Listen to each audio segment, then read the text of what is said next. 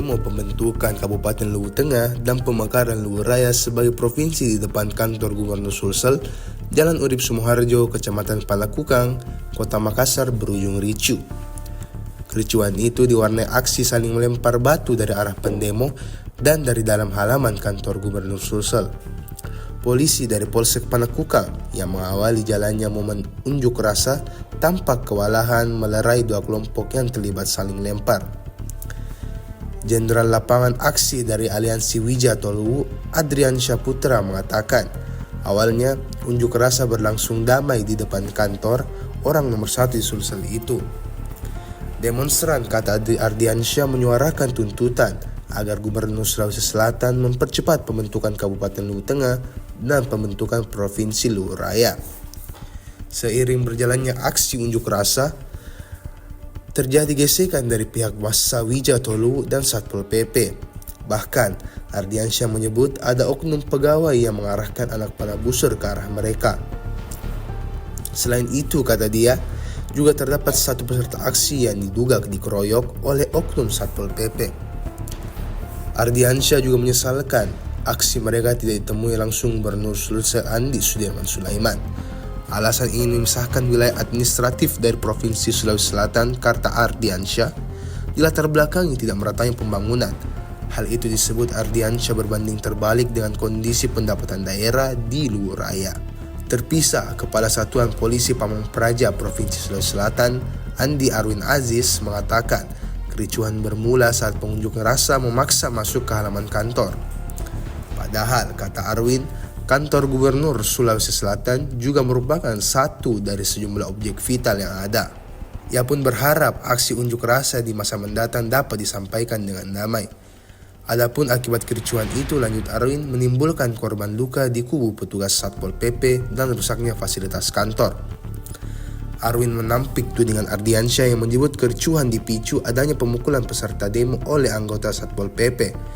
Arwin mengatakan pendemo yang dianggap dikeroyok itu terjatuh saat memanjat pagar. Salah satu petugas Satpol PP yang terluka akibat pelemparan batu, Zulkarnain. Provos Satpol PP kantor Gubernur Sulawesi Selatan itu mengaku tidak menyangka akan terjadi lemparan batu dari luar kantor. Pantauan tribun pasca kericuhan terjadi, gerbang masuk kantor Gubernur Sulsel rusak digoyang pendemo. Aparat kepolisian dari Polsek Panakukang dan Sabara Polrestabes Makassar berjaga dengan mengerahkan 2 kendaraan taktis. Setiap momentum 23 Januari terus itu yang dimana dikenal terus kalau orang Wijato itu kemudian hari perlawanan rakyat. Maka dari itu yang masyarakat impikan di sana untuk bagaimana pembentukan Kabupaten Luwu Tengah, karena kita lihat jalur aksesnya dari Walen reklamasi yang kemudian satu provinsi dari pusat pemerintahan kabupaten itu sangat jauh, sekitar 24 jam. Yang kedua, itu menjadi seharusnya Gubernur Sulawesi Selatan memikirkan itu pembentukan provinsi Luwu Raya. Yang kedua kan, mulai dari sejak lama ini perjuangan pemekaran Luwu Tengah sampai ada historis 2013 itu Walmas berdarah sampai beberapa korban. Sampai hari ini diganggukan untuk bagaimana percepatan pembentukan Kabupaten Luwu Tengah dan Provinsi Luwu Raya. Kenapa bisa ada upaya untuk berpisah dari Sulsel? Upaya berpisah dari Sulsel itu karena di situ karena kita lihat bahwa SDM dan sumber daya manusia dan sumber daya bisa itu kemudian dikelola di Luwu Raya. Maka dari itu yang kemudian dipisahkan karena pemerataan pembangunan itu kemudian tidak terrealisasi di beberapa sektor Luwu Raya. Sedangkan APBD kita ketahui bahwa APBD kedua terbesar, penyumbang terbesar di Sulawesi Selatan itu dari Luwu Raya setelah Kota Makassar. Gitu. Artinya kenapa tidak untuk dari Luwu Raya buat provinsi sendiri untuk bagaimana dikelola itu APBD? Artinya ada ketidakadilan pembangunan ya? Ada ketidakadilan dan diskriminasi bahwa di sektor pendidikan dan lain-lain. Sedangkan kita ini kan anak-anak dari provinsi Selatan. Maka dari itu beberapa itu cita-cita yang kemudian diimpikan mungkin dari histori sejarah. Siswa ya, yang tergabung dalam IPMIL hari ini mereka memaksa untuk masuk ke kantor perlu kami tekankan bahwa ini adalah objek vital negara, objek vital pemerintah. Tidak bisa seenaknya saja untuk diduduki dan seterusnya.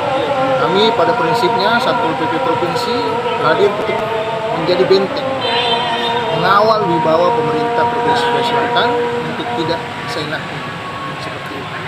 Ada mekanismenya untuk menyalurkan aspirasi yang lebih baik, lebih santun, lebih bijak daripada harus merusak fasilitas umum, menghambat masyarakat yang akan melintas di depan kantor gubernur, sehingga itu menimbulkan banyak dampaknya masalah yang terjadi. Begitu kami berharap ke depan dari mahasiswa untuk menyalurkan aspirasinya agar lebih baik lagi, lebih santun lagi, lebih bijak lagi, dan berusaha untuk tidak merusak fasilitas yang ada di tempat ini dan fasilitas umum lain. Dari Pemprov sendiri tadi ada Satpol PP, apakah ada korban luka dari?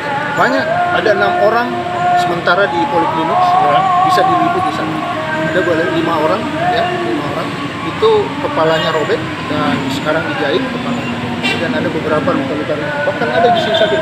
Sini. Sini juga salah satu. Kena ya. Kami akhirnya mengirim semua personil yang terluka ke Poli. Pak, alhamdulillah sudah melakukan. Ini masih stop tadi katanya penyakit karena ada di pukul 1 orang. Oh, tidak ada. Yang perlu saya klarifikasi. Ya. Yang dikatakan dipukul itu adalah mahasiswa yang jatuh di pagar tadi. Dia manjat pagar, jatuh, ditolong oleh personil kami, dikerumuni dan ditolong. Tidak ada pemukulan. Hanya saja mereka terpancing, dianggap bahwa itu dipukuli sehingga mereka mulai melakukan pelemparan batu. Akhirnya banyak di antara kami yang korban. Karena kami tidak siap dengan posisi bahwa harus ada menghadapi lemparan dan sebagainya. Makanya mereka menghadapi mereka dengan tidak menggunakan perlengkapan safety, perlengkapan perlindungan tidak ada. Kami menghadapi mereka dengan persuasif, humanis. Namun mereka memulai melempar, akhirnya berjatuhanlah korban dari kami. Akhirnya kami mengambil posisi untuk mengerahkan dalmas desak yang kami lengkapi dengan tameng dan seterusnya. Luka tadi Pak Sukarno. Batu. Oh batu. Tiba-tiba saya tidak lihat batu langsung kena. Dari jarak jauh di belakang sekali dia lagi. Itu yang melakukan siapa itu Pak? Kita tidak tahu dari luar. Kita tidak melakukan pelemparan karena kita takutkan masyarakat di luar kena. Karena banyaknya masyarakat sipil di luar. Ya. Makanya kita cuma pukul mundur, bertahan saja. Ada batu, kita menghindar. Itu saja. Ada batu kita menghindar. Jadi dia leluasa melempar masuk. Kita nggak bisa karena takutkan di luar masyarakat banyak di luar, masyarakat sipil di luar macet apa gitu. Makanya kita bertahan terus begitu. Akhirnya saya kena. Download Tribun X sekarang, menghadirkan lokal menjadi Indonesia.